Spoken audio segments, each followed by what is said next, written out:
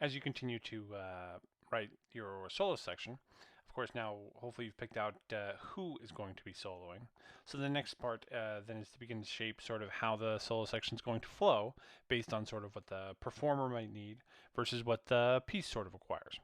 And again, this is part of the sort of individualized aspect of big band writing that you might not cover when we're writing sort of stock big band charts or things that sort of follow a more generic template.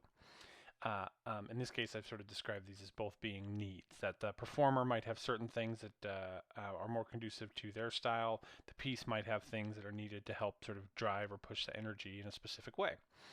Of course, as I mentioned with everything, I think contrast is always a big critical component to the piece and something you want to make sure is included always just to help things avoiding being too stagnant.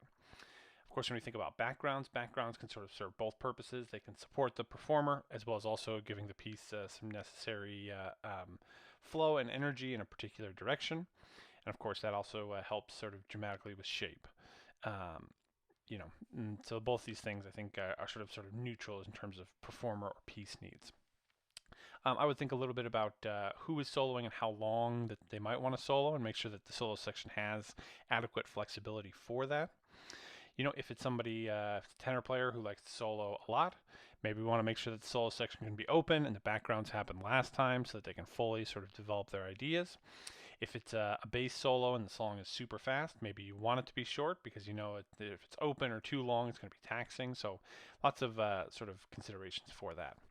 Finally, the last idea that I mentioned over here in terms of a piece need is just this idea of connectors, that we're sort of bridging whatever our melodic material is that's happening before the solo as well as after the solo to what's happening with the solo. All right, these are all sort of individual things we'll need to sort of shape and write as we focus on writing our solo section.